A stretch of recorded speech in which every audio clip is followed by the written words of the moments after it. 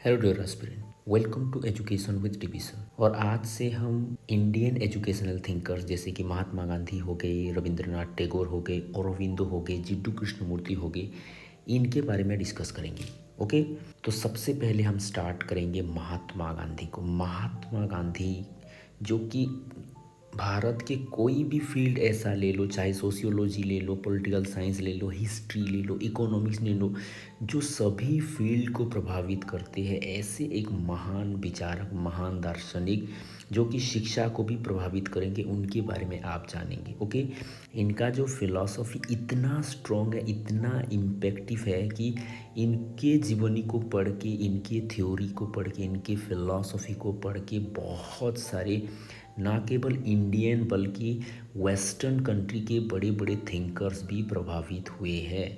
जैसे कि आइंस्टाइन जैसे महान साइंटिस्ट भी गांधी जी को देख के, गांधी जी के कॉन्सेप्ट को देख के, गांधी जी की फिलॉसफी को देख के वो भी प्रभावित हुए थे। और वो तो इतना बड़े कोट इनके लिए कह दिए थे कि वो कहते थे कि जनरेशन ऐसा आएगा कि लोग विश्वास ही नहीं करेंगे कि गांधी जैसा मनुष्य, इतना क्वालिटी रखने वाला मनुष्य, अहिंसा की शक्ति से चलने वाला मनुष्य, मोरालिटी को इतने तवज्जो देने वाला मनुष्य, कल्पना की ही हो सकती है। ऐसा कोई मनुष्य फ्लैश एंड ब्लड से गढ़ा हुआ मनुष्य संसार में आया नहीं होगा। ये किसी कवि की कल्पना होगी या किसी का अनुमान होगा, ये फिक्शन होगा, ऐसे कहेंगे लोग। तो आइंस्टाइन कहते हैं, generation to come peoples care believe that such a man with blood and flash have ever come to this earth. Okay, ये क्यों कह रहे हैं, ये कौन से बुक्स को स्टडी करके कह रहे हैं? ये महात्मा गांधी की autobiography my experiment with truth को पढ़ के नहीं कह रहे हैं, क्योंकि जो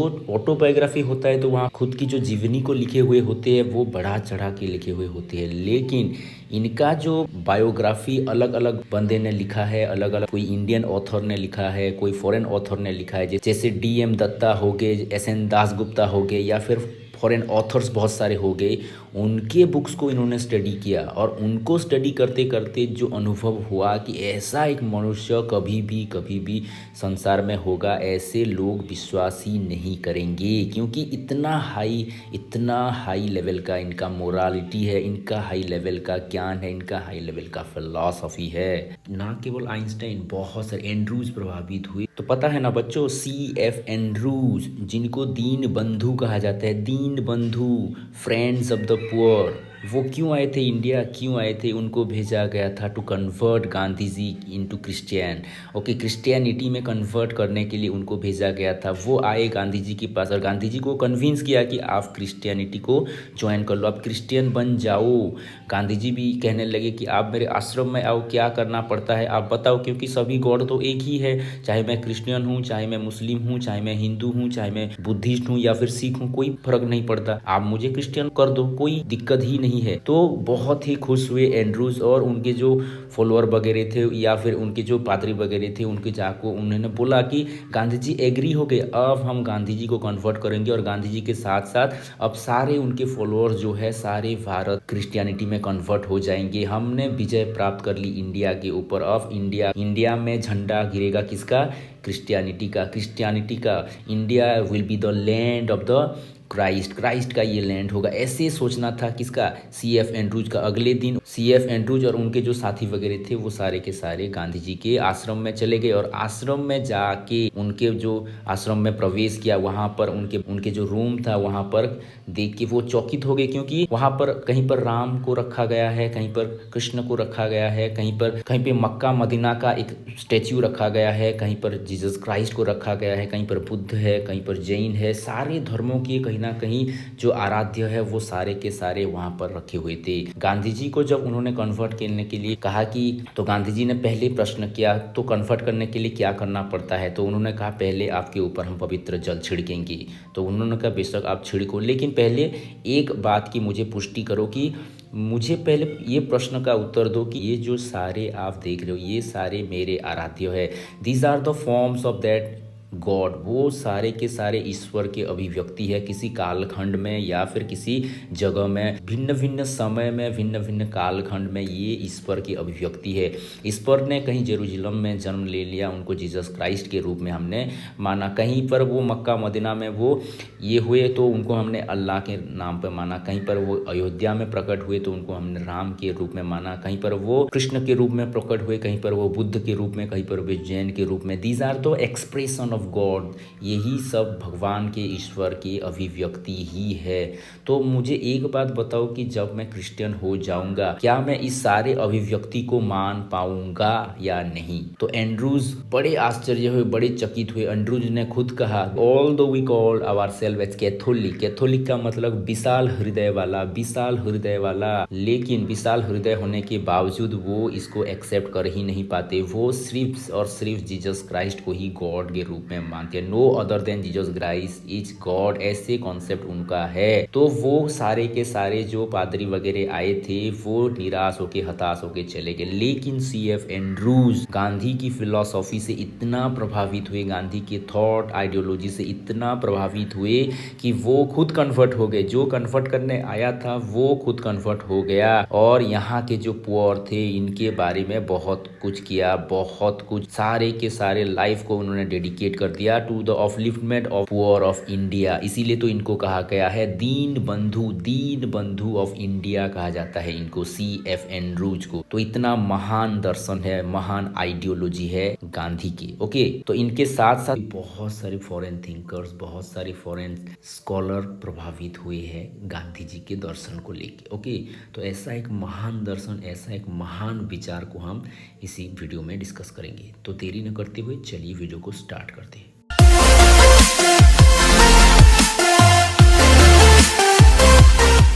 तो महात्मा गांधी को हम स्टार्ट करेंगे उन्हीं की एक कोट के साथ। वो कहते थे, in a gentle way you can shake the world, you have that tendency, you have that power to shake the world. संसार को आपको हिलाने के लिए, संसार को आपको झुकाने के लिए कोई अस्त्र शस्त्र नहीं चाहिए, कोई शोर शराबा नहीं चाहिए। आप जेंटल वे में संसार को झुका सकते हो, संसार को हिला सकते हो। इस कोट को आप कैसे रिलेट करोगे? इस कोट को आप अपनी लाइफ से कैसे रिलेट करोगे? क्योंकि मैं बार बार कहता हूँ, whatever you are learning that has to be relate to your life. जब तक आप सारे कोट को, सारे आइडियोलॉजी को, सारे थॉट्स को, सारी फिलॉसफी को आपके लाइफ के साथ नहीं जोड़ोगी तब तक आपको पढ़ने के लिए मज़ा ही नहीं आएगा। तो गांधी जी के ये कोट को आप कैसे रिलेट करोगे? आप एस्पिरेंट हो, आप प्रिपरेशन कर रहे हो, बहुत सारे बंदे आपके ऊपर हंस रहे होंगे, अरे कितने कितने लोग ये प्रिपरेशन हो गए हैं, उनको नहीं मिला, आपको कैसे मिलेगा? इतना पोस्ट है, SSB का क्या कहेंगे, अरे बस इतना ही पोस्ट है।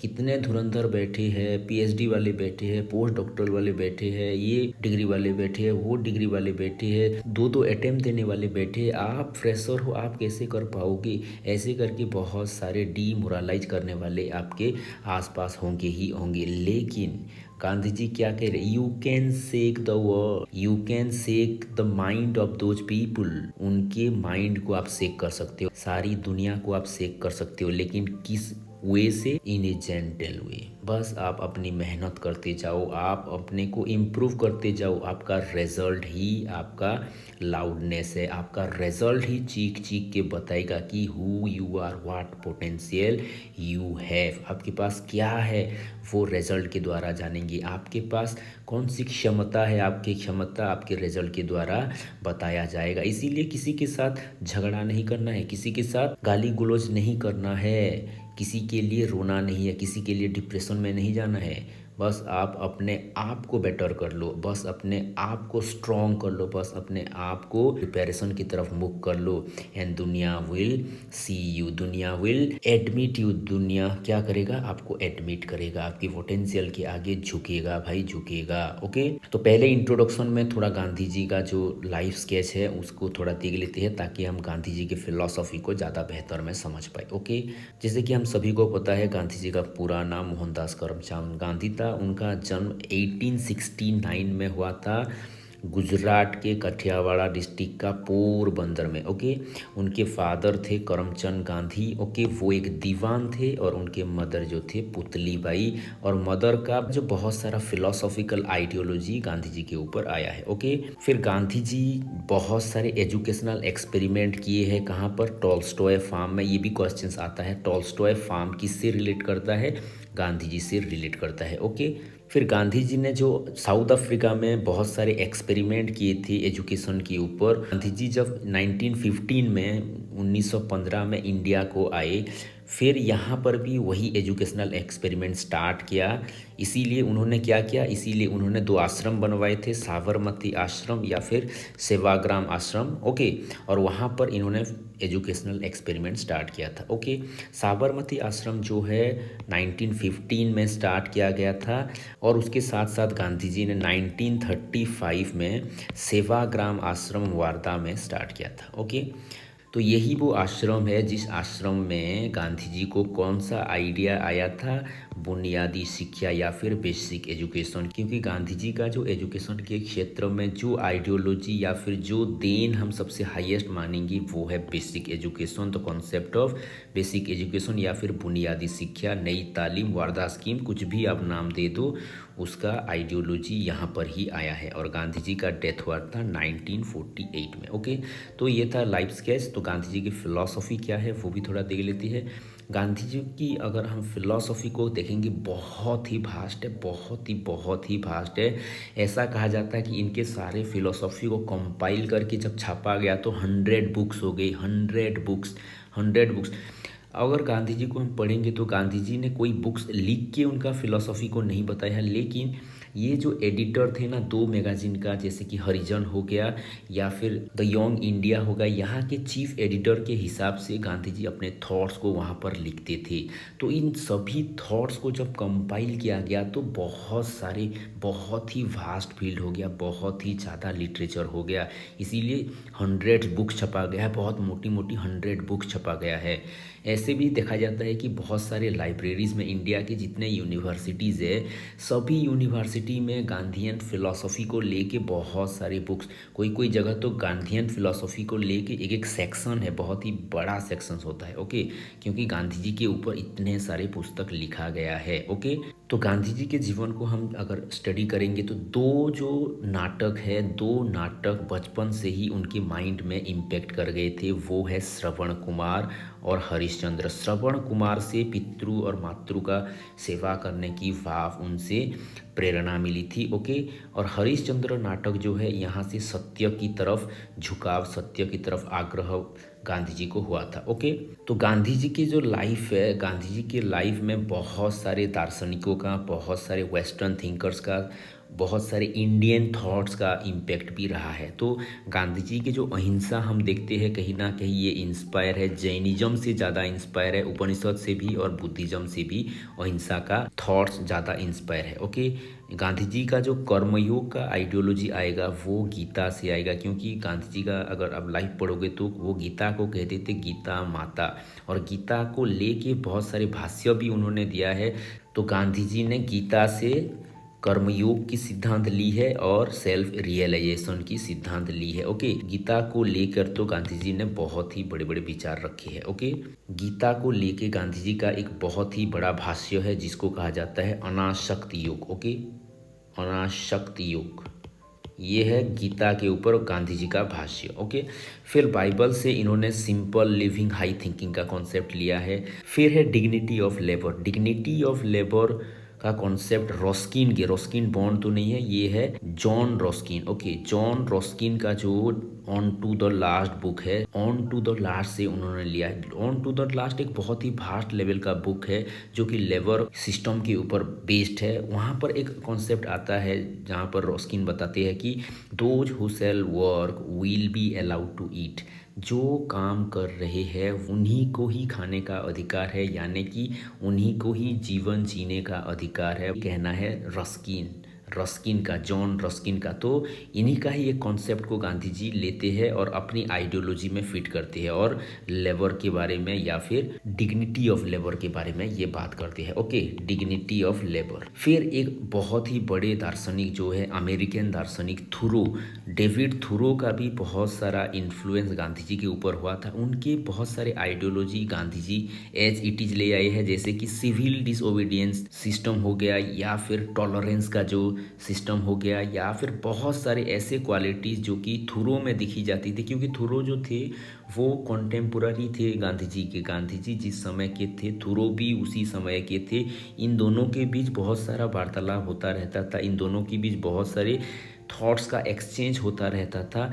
और वहाँ का जो एक कॉन्सेप्ट है सिविल डिसओबीडियंट मूवमेंट, ये गांधी जी की तरफ आया है उन्हीं के थ्रू से। ओके, फिर जो गॉड के प्रति लव है, क्योंकि गांधीयन थॉट जो है ज़्यादातर आप देखोगे कि फिलॉसफी, रिलीजियस फिलॉसफी को भी बहुत सारे ये बात करते हैं। तो यहाँ पर जो गांधीयन थॉट आ रहा है, आइडियलिस्टिक कॉन्सेप्ट आ रहा है, ये आ रहा है लियो टॉल्स्टॉय की तरफ से। लियो टॉल्स्टॉय का एक बुक है जो गांधी जी मेंशन करते हैं, the kingdom of God is within us. ये बुक में गांधी जी को प्रेरणा आया कि रियल में भगवान क्या है, भगवान के प्रति प्रेम क्या है, किस भगवान को आप रियल मानोगे।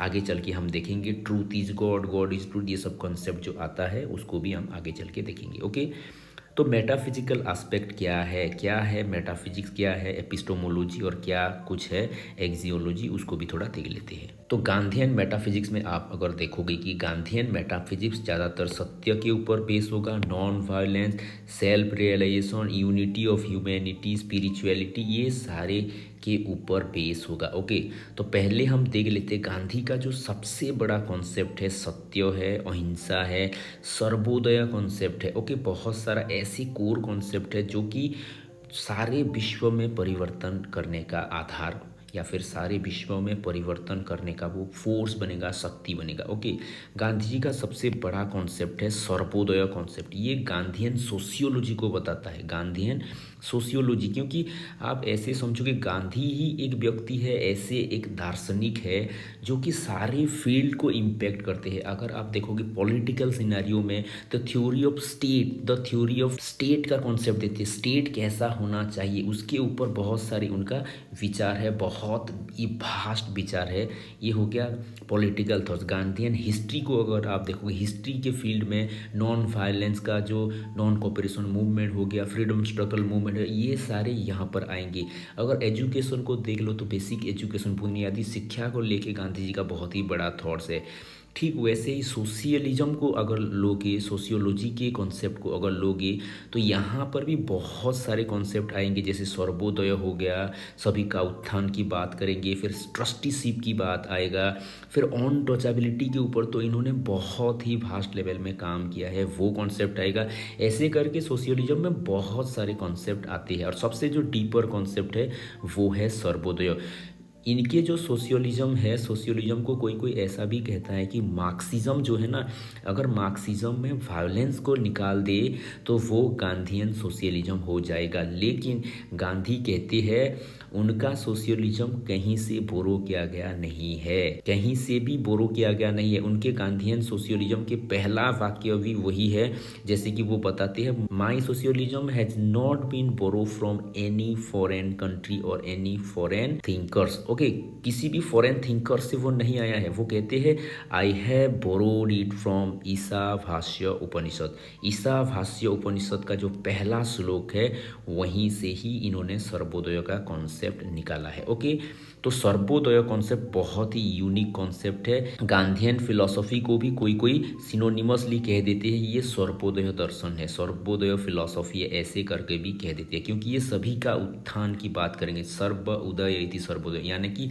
सभी का उत्थान हो। ओके, इनका जो सोशल फिलॉसफी है इनको भी कोई कोई सर्वोदय के नाम से जाना जाता है। ओके, तो सर्वोदय क्या करता है? Sarvodaya aims at all round development of all. Okay, सभी का उत्थान की ये बात करेगा, without discrimination, without discrimination of caste, creed, sex, nationality, religion, सभी का उदय, सर्वोदय। ओके, फिर अल्टीमेट रियलिटी की बात क्या करते हैं गांधी जी, किसको अल्टीमेट रियलिटी मानते हैं? गांधी जी कंसिडर करते हैं god as the supreme reality, और वो मानते हैं soul is a part of god. ये वेदांत फिलोसॉफी का एक सिस्टम है, ये वेदांत फिलोसॉफी के इर्द गिर्द घूम रहा है। ओके, तो ये जो शंकर का कॉन्सेप्ट है, शंकराचार्य का निर्गुण निर्गुण का कॉन्सेप्ट है, यानी कि आप ऐसे कहोगे निर्गुण निराकार का जो कॉन्सेप्ट है, इसको ये रिजेक्ट करते हैं। क्योंकि ये जो आर्गुमेंट देते हैं गांधी जी का, गॉड का आर्गुमेंट बहुत ही हाईएस्ट लेवल का है। गांधी जी का जो कॉन्सेप्ट ऑफ गॉड है वो लॉजिकली सॉल्व कराने की कोशिश करते हैं। जैसे कि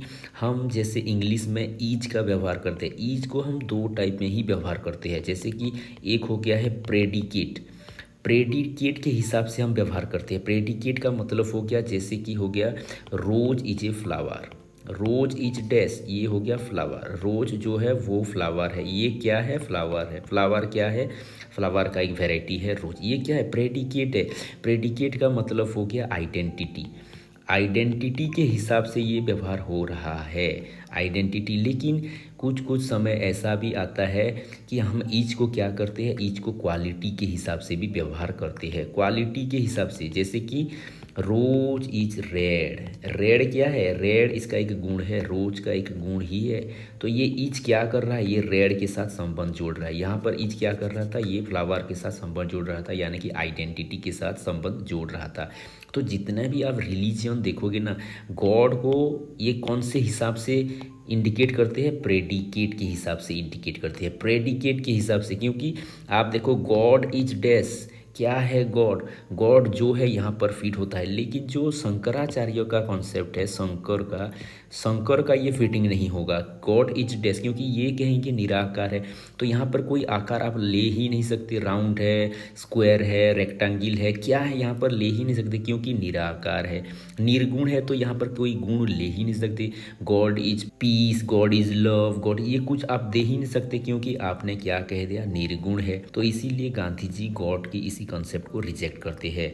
और क्या कहते हैं, जो वैष्णव संप्रदाय है, वैष्णव संप्रदाय के कॉन्सेप्ट को, गॉड का कॉन्सेप्ट को एक्सेप्ट करते हैं। तो गॉड को क्या करेंगे गांधी जी? यहाँ पर क्वालिटी के आधार पे गॉड को वो डेराइव करेंगे। जी गॉड इज ट्रूथ है, गॉड इज लव है, गॉड इज पीस है, ये करके वो गॉड को एक्सप्रेस करेंगे। यानी कि ये किसको रिजेक्ट कर रहे हैं? शंकर को रिजेक्ट कर रहे हैं। शंकर के जो डेफिनेशन दिया है गॉड का, उसको वो रिजेक्ट कर रहे हैं। ओके, तो ये हो गया सगुण ब्रह्म को मानने वाले, या कि फॉर्म बेस्ड गॉड को मानने वाले। Okay, he accepted God, soul, truth are beginningless and endless energy. ये गॉड, सोल और ट्रूथ को क्या कहते हैं? ये बिगिनलेस है और ये एंडलेस है, ये सभी समय रहेगा, ये इटर्निटी को बता रहा है। ओके, और ये कॉन्सेप्ट जो है बहुत ही हाईएस्ट लेवल का कॉन्सेप्ट है। God is truth and truth is God. पहले तो उन्होंने कहा God is truth, God is truth, क्योंकि उन्होंने क्या किया कि गॉड को कैसे एक्सप्रेस करने की कोशिश की? क्वालिटी के आधार पे एक्सप्रेस करने की कोशिश की। लेकिन वहाँ पर बहुत सारे प्रॉब्लम आ रहे थे, क्योंकि गॉड को जब आप क्वालिटी के आधार पे एक्सप्रेस कर रहे हो, कोई बता रहा है राम इज गॉड है, कोई बता रहा है अल्लाह इज गॉड है, कोई बता रहा है जीसस इज गॉड है, ऐसे करके विभिन्न नाम के आधार पे लोग डिवाइड हो रहे हैं। तो उनको जब देखा, उन्होंने ये कहा कि गॉड ट्रूथ है, गॉड ही सत्य है। हाँ, सत्य के कई नाम हो सकते हैं, कोई रूप हो सकता है। ओके, कई रूप और कई नाम से सत्य क्या हो सकता है? एक्सप्रेस हो सकता है। लेकिन रियलिटी क्या है? वही सत्य है। किसी ने जीसस के रूप में देखा तो वो क्रिश्चियनिटी हो गया, किसी ने अल्लाह के रूप में देखा तो वो मुसलमान हो गया, या फिर किसी ने राम के रूप में देखा तो वो हिंदू हो गया। ये क्या है?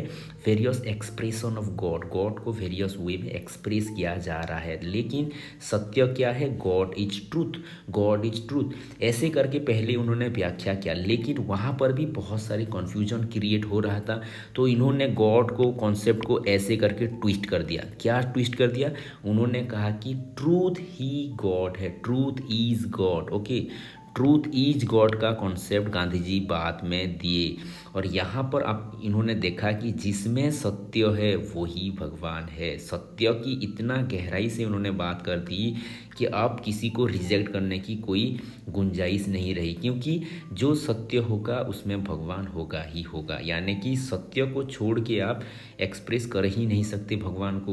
दैट मीन्स सत्य and god both are identical, ऐसे कहना था गांधी जी का। ओके, तो गांधी जी क्या कहते थे, अगर कोई भी रिलीजन हो, अगर उसमें असत होगा तो वो कुछ ही देर चल पाएगा, लॉन्ग लास्टिंग नहीं जाएगा, शाश्वत नहीं रहेगा, हर समय नहीं रहेगा। पाखंड होगा तो कुछ देर ही चलेगा, वो पाखंड हर समय रहेगा ही नहीं, उसका अस्तित्व ज़्यादा समय रह ही नहीं सकता।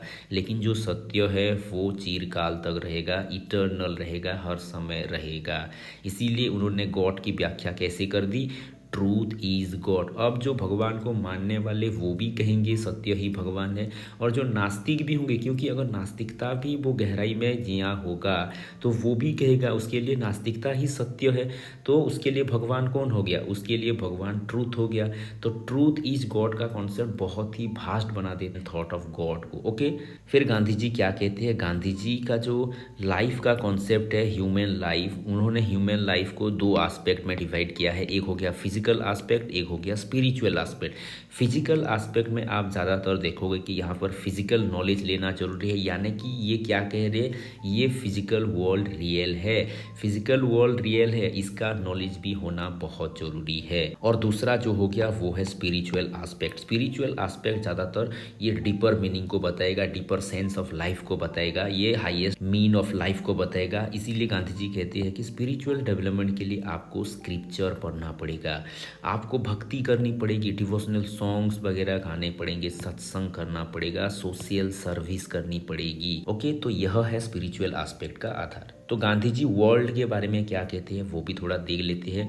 Gandhi ji believe that truth, non violence and satyagraha ये सबसे बड़ा वेपन है संसार को बदलने के लिए, संसार को परिवर्तन के लिए। हमने पहले भी जो गांधीयन फिलॉसफी को स्टार्ट किया, पहला भी जो कोट था क्या है, you can shake the world in a gentle way. Gentle way, gentle वे क्या है, सत्य। जेंटल वे क्या है, नॉन वायलेंस। और जेंटल वे क्या है, सत्याग्रह। ये बहुत ही जेंटल है, किसी से छेड़खानी करनी नहीं है, किसी को मारना नहीं है, किसी के साथ झगड़ा करना नहीं है, लेकिन आप अपने हक के लिए खड़े हो, अडिग हो। यही अडिगपन, यही खड़े रहना तो सत्य है, यही तो नॉन वायलेंस है, यही तो सत्याग्रह है ना।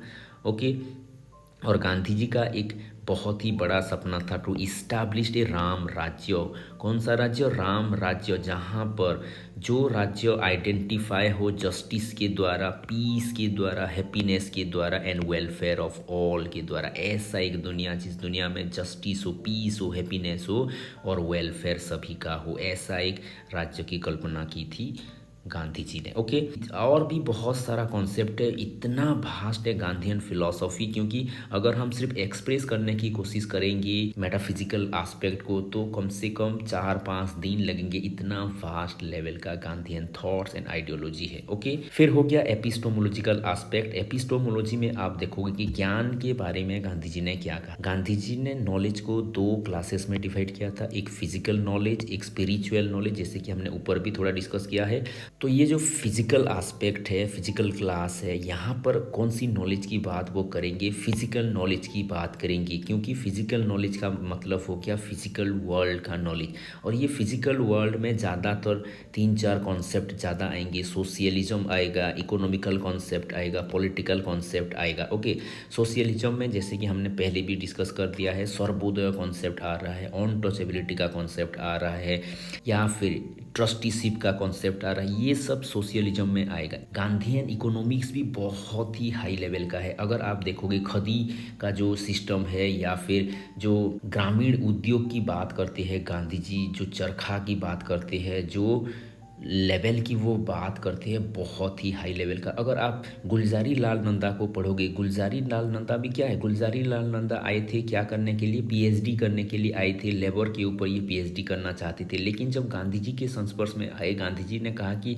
आप अगर पीएचडी कर भी लो तो आपको क्या मिलेगा, बस एक जॉब ही मिलेगा, कोई यूनिवर्सिटी में जॉब मिल जाएगा। लेकिन अगर आप सच में जानना चाहती हो लेबर क्लास क्या है क्या नहीं है, तो आपको लेबर के पास जाना पड़ेगा, उनके साथ रहना पड़ेगा, उनके आइडियोलॉजी उनके थिंकिंग को बेहतर जानना पड़ेगा, तभी आप लेबर के बारे में कुछ कर सकते हो या फिर लेबर कार्य में रिफॉर्मेशन ला सकते हो। इसीलिए गांधी जी के कहने पर इन्होंने पीएचडी छोड़ दी और किन के ऊपर काम करने लगे, लेबर के उत्थान के ऊपर ये काम करने लगे। और काम करते करते इतने हाई लेवल की थॉट्स इन्होंने दी, गांधीयन थॉट्स को फ्यूज्ड करके, गांधीयन थॉट्स को यहाँ पर इंक्लूड करके। ऐसे कहा जाता है, अगर आप economical view of Gandhi ji पढ़ोगे जो बहुत ही हाई लेवल का कॉन्सेप्ट है, वो क्या कहते हैं, जो डांगे का लेबर फिलॉसफी है, डांगे का जो लेबर पॉलिसी है, जो कि दुनिया में सबसे वाइडली एक्सेप्टेड फिलॉसफी है या फिर पॉलिसी है, उसको ये रिजेक्ट करते हैं और कहते हैं, गुलजारी लाल नंदा कहते हैं,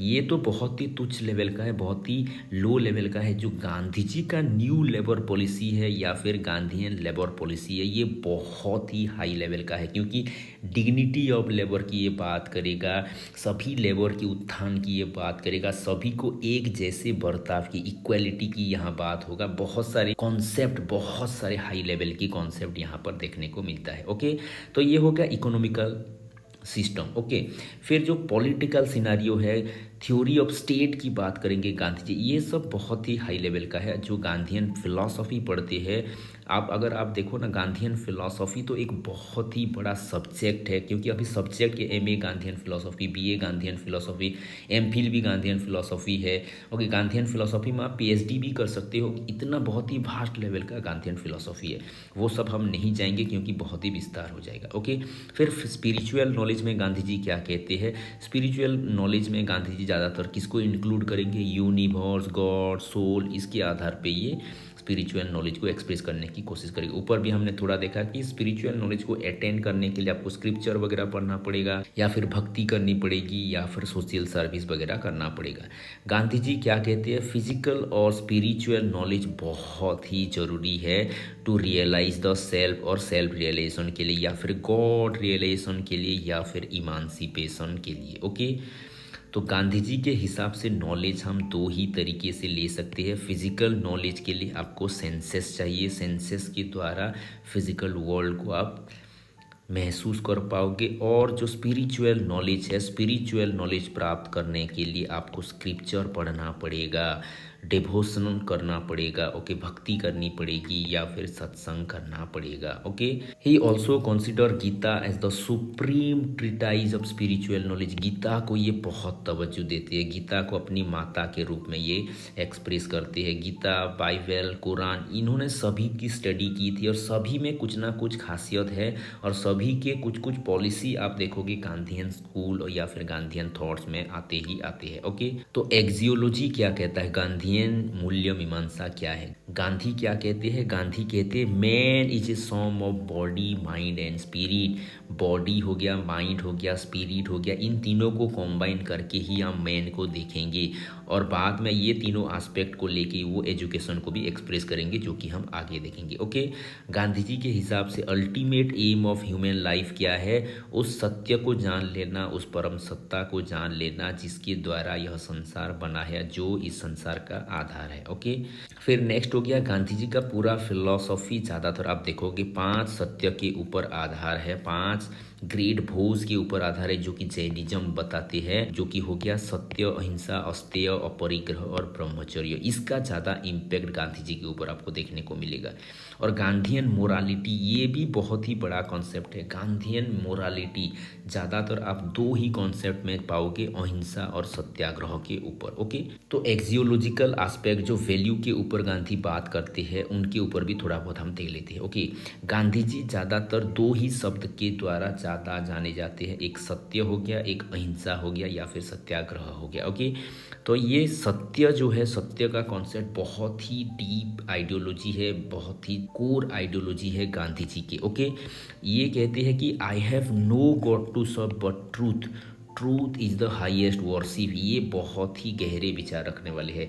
ट्रूथ को इन्होंने भगवान का दर्जा दे दिया है, ट्रूथ को ही इन्होंने भगवान माना है। गॉड इज ट्रूथ ऐसे कहा है, ट्रूथ इज गॉड इस ऐसे कहा है। ओके, तो जो ट्रूथ का पुजारी है, जो सत्य का पुजारी है, उसको कोई अलग से पूजा नहीं करना है, उसको कोई अलग सा भगवान को नहीं मानना है, क्योंकि सत्य ही सबसे बड़ा पूजा है, सत्य ही सबसे बड़ा वर्शिप है, ये कहना है गांधी जी का। ओके, और गांधी जी कहते हैं जैसे गॉड और सोल बिगिनलेस है, एंडलेस है, ठीक वैसे ही सत्य भी बिगिनलेस है और एंडलेस है। अगर इसका एंड होगा तो वो कभी भी सत्य नहीं हो सकता, अगर उसका बिगिनिंग भी होगा तो भी वह सत्य नहीं होगा, क्योंकि सत्य इटर्निटी की ये कॉन्सेप्ट दे रहे हैं। ओके, सत्य इज इटर्नल, सत्य वह एनर्जी है जो जिसका ना आरंभ है, जिसका ना शेष है, वह सत्य ही है जो इटर्नल है, इटर्निटी की ये कॉन्सेप्ट आ रहा है। ओके, फिर हो गया तो कॉन्सेप्ट ऑफ अहिंसा। अहिंसा का कॉन्सेप्ट आप ज़्यादातर देखोगे कि जैनिज्म से इंस्पायर है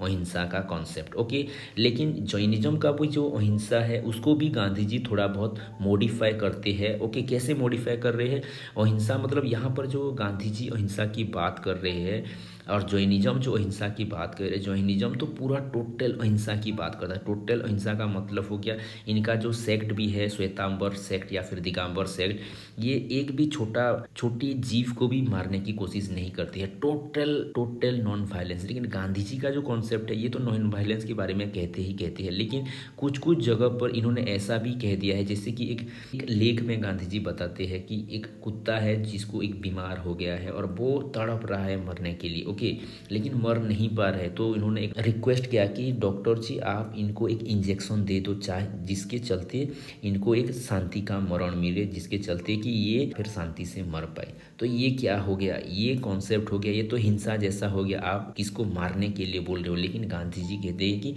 ये मारना नहीं है, ये उसके तड़पन से मुक्ति देने की बात कही जा रही है, ये भी नॉन वायलेंस है, ऐसा कहना था गांधी जी का। इसी के चलते इनको बहुत सारा क्रिटिसिज्म भी झेलना पड़ा है। ओके, ये जो किलिंग है ना, इसको गांधी जी नाम देते हैं, ये हो गया मर्सीफुल किलिंग या फिर mercy killing. Okay, mercy killing का कॉन्सेप्ट भी गांधी जी ने नॉन वायलेंस का नाम दे दिया है, और इसी के चलते गांधी जी का भी बहुत सारा क्रिटिसिज्म हुआ है। ओके, लेकिन ये तो एक अलग सा प्रोस्पेक्ट्स है, जो फिलॉसफी पढ़ते हैं ये बारे में बहुत सारे बड़े बड़े थिंकर्स की आइडियोलॉजी क्या क्या है, किसने क्रिटिसाइज किया है, ये सारे पढ़ते हैं। हमारे एजुकेशन में इतना ज़्यादा नहीं, मैं आपको ये सारे कुछ क्यों बता रहा हूँ, क्योंकि आप असिस्टेंट प्रोफेसर होने वाले हो, आप लेक्चरर होने वाले हो, तो ऐसे ऐसे कुछ नुस्खे आपको मालूम होना चाहिए, ऐसे ऐसे आस्पेक्ट आपको कुछ मालूम होना चाहिए, जो कि आप स्टूडेंट से ऊपर रहो, ताकि आप स्टूडेंट को बेटर क्लैरिफाई कर पाओ, बेटर समझा पाओ। नॉन वायलेंस के ऊपर गांधी जी कहते हैं कि नॉन वायलेंस एक बहुत ही बड़ा अस्त्र है, ये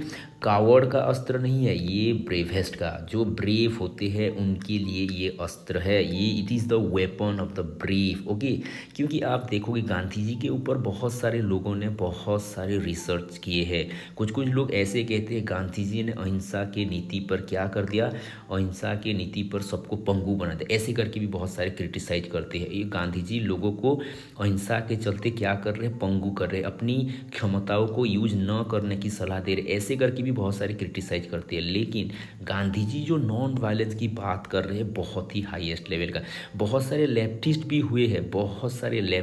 हुए हैं जिन्होंने गांधी जी के जो नॉन वायलेंस को स्टडी किया है, और उन्होंने खुद स्वीकार किया है it is the highest level of power, it is the highest level of strength, इन्होंने खुद कबूल किया है। जैसे कि एक नाम आता है दामोदरन का, दामोदरन जिन्होंने गांधी जी को जिन्होंने ज़्यादा रीअसेस्ट किया है, वो दामोदरन कहते हैं कि this is the highest level of strength, this is the highest level of weapon, this is the highest level of power, जो कि है नॉन वायलेंस, बहुत ही यूनिक है, बहुत ही हाईएस्ट लेवल का है। Okay, he believe that it is the only mean to realise truth and god. अगर आपको ट्रूथ को रियलाइज करना है तो अहिंसा के मार्ग पर जाना पड़ेगा, it is the way, it is the only way, it is the only mean, ये कहना है गांधी जी का। Okay, he strongly stated that truth and non violence are the two side of the same coin, जैसे Ross कहते हैं ना, education and philosophy are the two side of the same coin, ठीक वैसे ही गांधी जी कह रहे हैं ट्रूथ और नॉन वायलेंस आप नॉन वायलेंस के राह पर चलना है तो आप ट्रूथ को छोड़ के नहीं जा सकते। अगर आप ट्रूथ के राह में चलना है तो नॉन वायलेंस को छोड़ के आप जा ही नहीं सकते।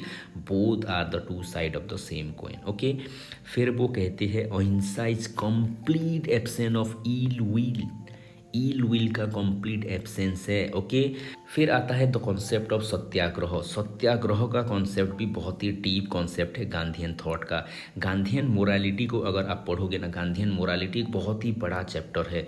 यहाँ पर आप सत्याग्रह को और भी ज़्यादा डीप लेवल पर, सत्याग्रह या फिर नॉन वायलेंस, ये दोनों का कॉन्सेप्ट बहुत ही डीपर कॉन्सेप्ट वहीं पर आपको पढ़ने को मिलेगा। ओके, आप ज़्यादातर देखोगे कि जो सत्याग्रह का कॉन्सेप्ट है यहाँ पर जो जैनिज्म का 5 वोज है ये तो आता ही आता है, लेकिन गांधी जी ने और थोड़ा बहुत एडिशन किया है। ये 3 क्वालिटीज एडिशन करके ये 8 वोज की बात करते हैं। जैसे कि अभय हो गया, नॉन फियर। अभय कब आएगा? जब आपको रियलिटी पता चलेगा, जब आपके पास रियल नॉलेज होगा या फिर जब आपके पास सत्य होगा तो आपको भय नहीं लगेगा, क्योंकि आपको लगेगा कि यही सही मार्ग है, सही मार्ग में मैं जा रहा हूँ। ओके, फिर आ गया अस्वाद। अस्वाद मतलब कंट्रोल ऑन द टंग के ऊपर कंट्रोल होना, जीवा के ऊपर कंट्रोल होना, स्वाद का गुलाम न बन जाना, ये हो गया अस्वाद। ओके, ये भी सत्याग्रह में आ रहा है। जो सचो सत्याग्रही होगा वह स्वदेशी का राही होगा, स्वदेशी का राही होगा। ये बहुत ही कोर कॉन्सेप्ट है।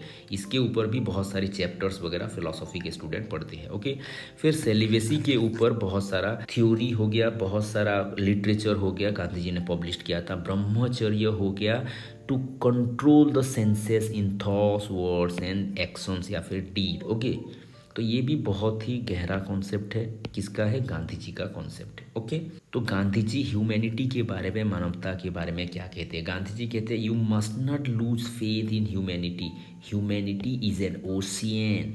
If a few drops of ocean are dirty the ocean does not become dirty. मानवता के ऊपर कितना बड़ा ये संदेश है। क्या कह रहे हैं गांधी जी? गांधी जी बता रहे हैं कि ह्यूमैनिटी एक सागर जैसा है, मानवता एक बहुत ही बड़ा सागर है, और जो बुरे काम कर रहे हैं they are just like few drops of dirty water. Okay, कुछ गंदे बूंदे ओशियन को खराब कर ही नहीं सकते।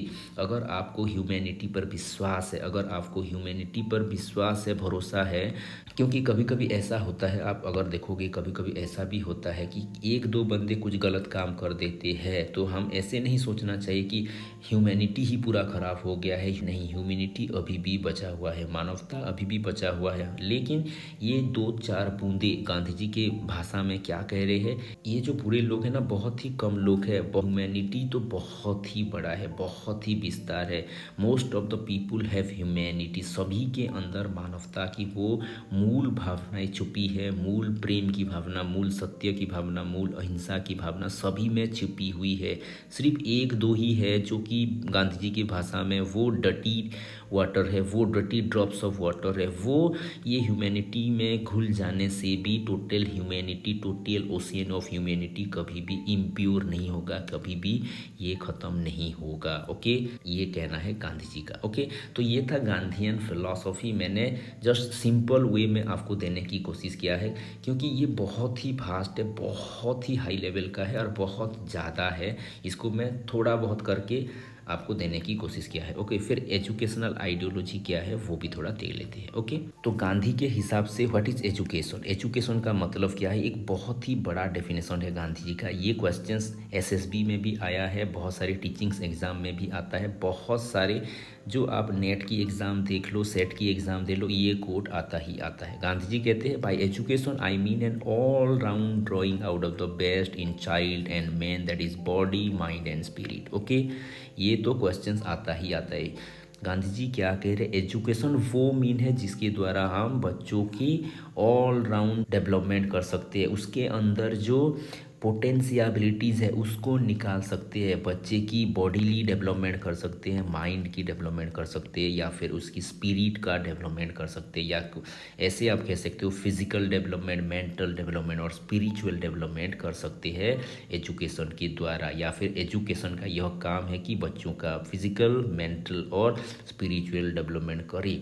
इसका जो और एक पार्ट है, ये डेफिनेशन जो है, ये 3 भाग में आप ऐसे सोच सकते हो।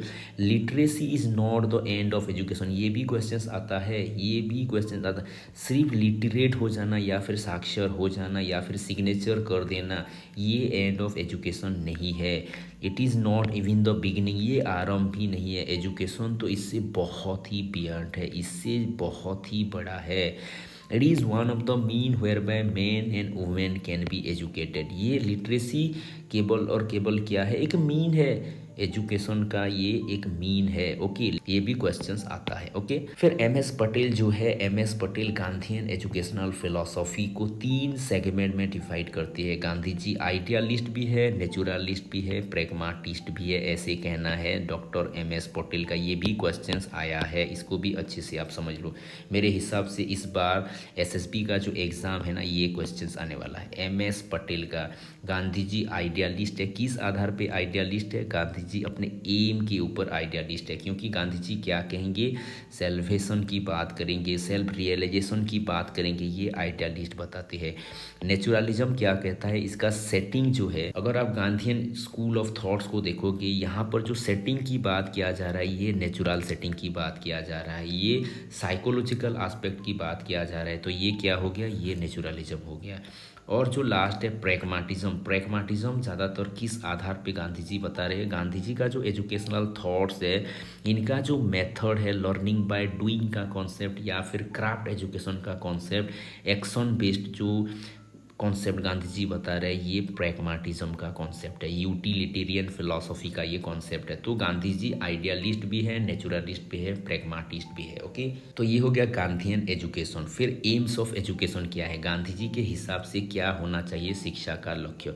सबसे जो बड़ा लक्ष्य है, to drawing out the best all round development ही गांधी जी का कोर आइडियोलॉजी है टुवर्ड्स एजुकेशन। इसीलिए ये क्या कहते हैं, एजुकेशन का काम है माइंड का डेवलप करना, बॉडी का और स्पिरिट का। ओके, फिर गांधी जी कहते हैं एजुकेशन का काम हो गया बच्चे के लाइवलीहुड को बेटर करना या फिर बच्चों को self रिलियंट banana, आत्मनिर्भरशील banana, so that वो अपनी लाइफ को एक बेटर वे में ले सके या फिर लाइफ को अच्छी तरीके से जी सके। तो यहाँ पर क्या आ रहा है, लाइवलीहुड में ज़्यादातर आप देखोगे कि डिग्निटी ऑफ लेबर की कॉन्सेप्ट आ रहा है, लर्निंग व्हाइल अर्निंग का कॉन्सेप्ट आ रहा है, एक बेहतर जीवन की परिकल्पना का आधार यहाँ से आ रहा है। ओके, फिर हो गया एजुकेशन का काम हो गया, सबसे बड़ा काम है कैरेक्टर फॉर्मेशन, कैरेक्टर बिल्डिंग हो गया सबसे बड़ा काम, ऑटमोस्ट एम ऑफ एजुकेशन। ये कहते हैं the end of all knowledge must be building of character.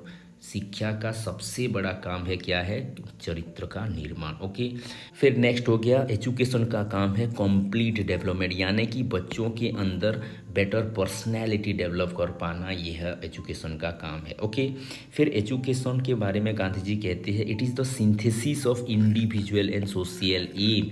बच्चों के अंदर जो इंडिविजुअल एम है या फिर सोशल एम है, ये दोनों का समन्वय ही तो शिक्षा है।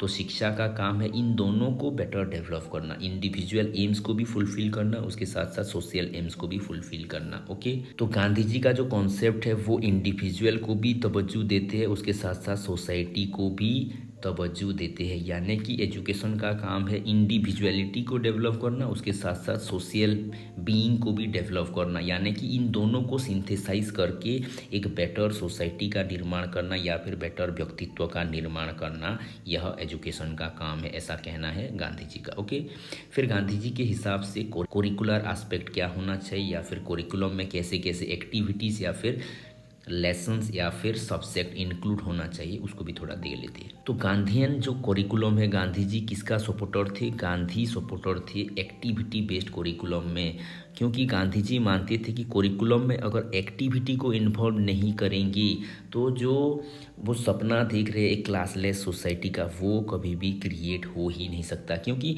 एक्टिविटी के द्वारा हम डिग्निटी ऑफ लेबर के बारे में अवेयर होंगे, डिग्निटी ऑफ लेबर को हम बेटर तवज्जो देंगे और डिग्निटी ऑफ लेबर के द्वारा ही हम एक बेटर सोसाइटी निर्माण करेंगे। ओके, फिर गांधीयन कोरिकुलम का एक बहुत ही कोर आइडियोलॉजी है craft. Okay, craft centre education. Craft craft में बहुत सारे कॉन्सेप्ट आएंगे, जैसे कि एग्रीकल्चर हो गया, spinning, weaving, gardening, would art हो गया, लीदर वर्क हो गया, बुक बाइंडिंग, पोटरी मेकिंग, फिशरीज हो गया, होम साइंस हो गया, ये सारे के सारे क्राफ्ट एजुकेशन में आएंगे। तो गांधी जी एक बहुत ही बड़े थिंकर है क्राफ्ट एजुकेशन के ऊपर। Okay, Gandhi ji wanted to correlate all the subject with craft. Okay, ये भी क्वेश्चंस आता है, को रिलेशन जितने सारे सब्जेक्ट है उसी सब्जेक्ट को आप किसके साथ जोड़ दो, क्राफ्ट के साथ जोड़ दो, को रिलेट कर दो भाई, को रिलेट।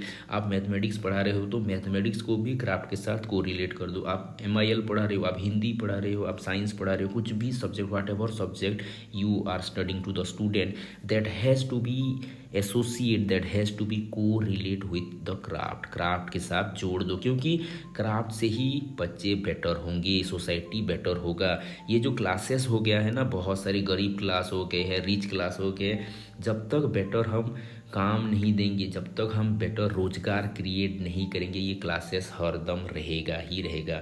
अगर बच्चों को हमने बेटर क्राफ्ट का आइडिया दे दिया, वो सब के सब आत्मनिर्भर हो जाएंगे, अपने पैरों पर खड़ा हो जाएंगे, और ये जो क्लासेस वगैरह बना हुआ है, ये क्लासेस खत्म हो जाएगा, क्लासलेस सोसाइटी का निर्माण होगा, ये कहना है गांधी जी का। ओके, गांधीयन करिकुलम का और एक कोर आइडियोलॉजी है, वो है मदर टंग। मदर टंग बहुत ही कोर आइडियोलॉजी है। बेसिक जो एजुकेशन है, बेसिक बुनियादी शिक्षा जो है, उसका मूल जो अगर आप पढ़ोगे, मूल आइडियोलॉजी मदर टंग ही है। ओके, तो गांधी जी कहते थे, I must cling to my mother tongue as my mother breast in spite of its shortcomings, its alone can give me the life giving force. ये माँ के दूध के साथ मदर टंग को इन्होंने जोड़ दिया है। ओके, माँ का जो मिल्क होता है, माँ का जो दूध होता है, ये लाइफ गिविंग है, हमारा जीवन निर्माण करने वाला है। ठीक वैसे ही हमारा जो मातृभाषा है, ये भी तो हमको निर्माण कर रहा है, क्योंकि जितना हम मातृभाषा में पढ़ेंगे, जितना हम अपनी भाषा में पढ़ेंगे, उतना बेहतर समझ पाएंगे, उतना बेहतर एक्सप्रेस कर पाएंगे।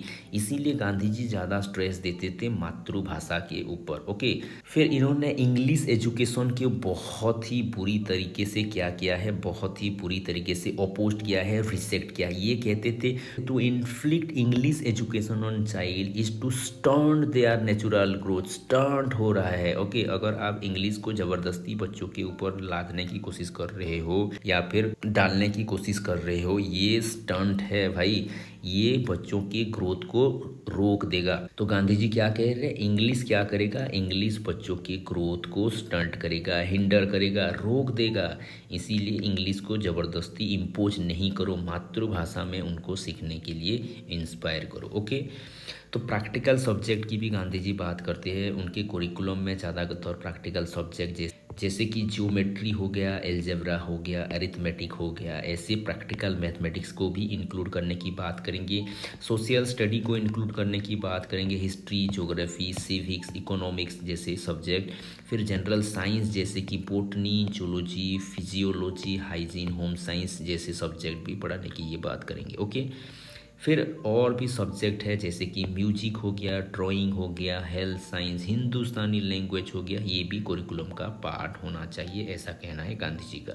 तो ये था करिकुलम। फिर मेथड ऑफ टीचिंग के बारे में गांधी जी क्या कहते हैं, और ये जो कोट है ना, ये गांधी जी का कोर थिंकिंग है towards the method of teaching. क्योंकि यहाँ पर क्या बताया जा रहा है, हैंड से पहले क्या आना चाहिए, आईएस आना चाहिए, योर आना चाहिए, टोंग आना चाहिए, यानी कि एक्टिविटी करने से पहले बच्चे क्या होना चाहिए, इनका इंद्रिय स्ट्रॉन्ग होना चाहिए, या फिर इंद्रियों के द्वारा अनुभूति ज़्यादा होना चाहिए। When they have better experience through their senses, they can use their hands in a better way, उनका हैंड्स बेटर वे में एक्टिविटी कर पाएगा। तो ये क्या बता रहे हैं, एक्टिविटी से पहले इंद्रियों का डेवलपमेंट होना चाहिए या फिर सेंसेस डेवलपमेंट होना चाहिए।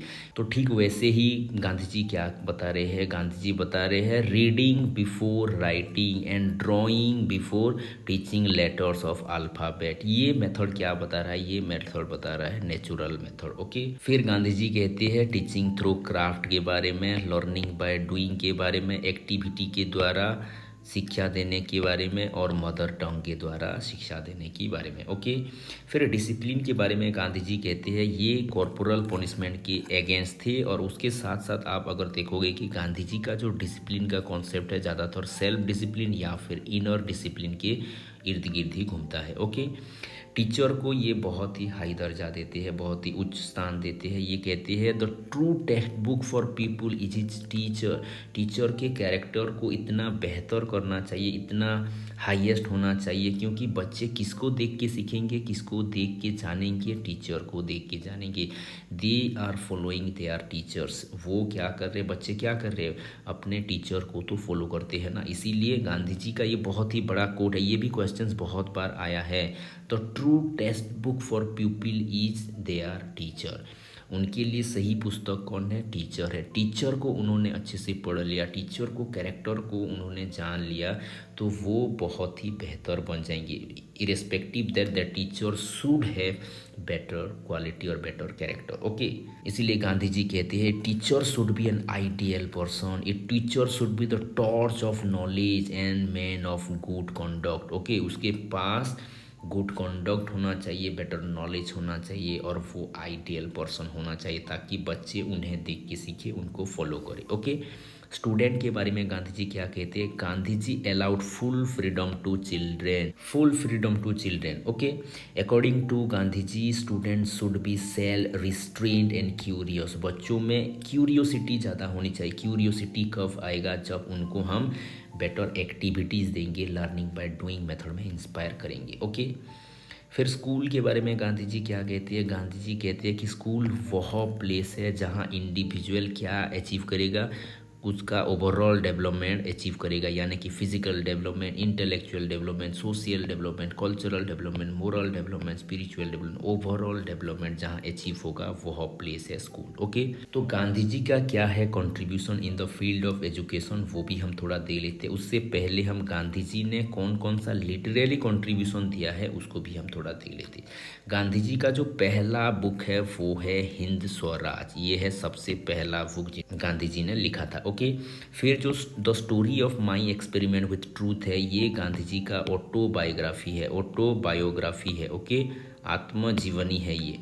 फिर हो गया इंडिया ऑफ माई ड्रीम, ये भी बहुत ही फेमस बुक है। भगवद गीता अकॉर्डिंग टू गांधी जी, गीता के ऊपर इन्होंने भाष्य लिखा है, जिसको कहा जाता है अनासक्त योगा। ओके, अनासक्त योग। ओके, प्रार्थना प्रवचन, ये भी एक पुस्तक है। Constructive programme and its meaning and place, ये भी एक पुस्तक है। और 2 मैगजीन का ये संस्थापक रहे हैं, एक हो गया द हरिजन और एक हो गया यंग इंडिया।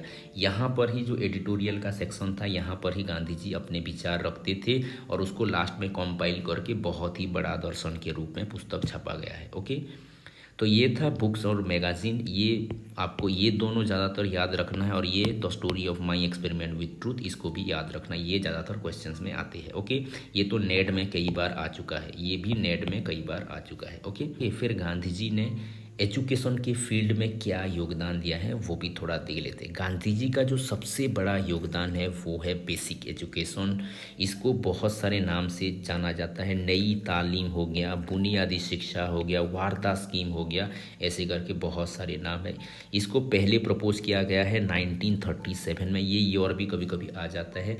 इनके जो चेयरमैन थे डॉक्टर जाकिर हुसैन। ओके, और ये जो नई तालीम है ना, बेसिक एजुकेशन है, इसको एक्सेप्ट किया गया था इंडियन नेशनल कांग्रेस के द्वारा हरिपुरा सेशन में। ओके, ये तो हिस्टोरिकल जैसा क्वेश्चन है, ये ज़्यादातर आता नहीं है, आपको ये 2-3 जानना पड़ेगा, यानी कि इसका नाम, इसका ईयर और इसका चेयरमैन। ओके, ये क्वेश्चंस आता है। ओके, तो इसका बेसिक प्रिंसिपल क्या है, बेसिक आइडियोलॉजी क्या है, ये फ्री एंड कंपलसरी एजुकेशन की बात करता है, लेकिन कितने साल का, ये 7 ईयर की बात करता है, यानी कि 7 साल से 14 साल उम्र तक ये 7 साल की फ्री एंड कंपलसरी एजुकेशन की बात करता है। अब ये फिर जो 7 ईयर का जो कंपलसरी एजुकेशन है या फिर बेसिक एजुकेशन है, इसको भी गांधी जी ने 2 कैटेगरी में डिवाइड किया था। ओके, एक था लोअर बुनियादी और एक था हायर बुनियादी। लोअर बुनियादी 5 साल का और हायर बुनियादी 2 साल का। ओके, और ये जो बेसिक एजुकेशन है ये किसके इर्द गिर्द घूमता है, क्राफ्ट सेंटर एजुकेशन के इर्द गिर्द घूमता है, या फिर सेल्फ सपोर्टिंग सिस्टम में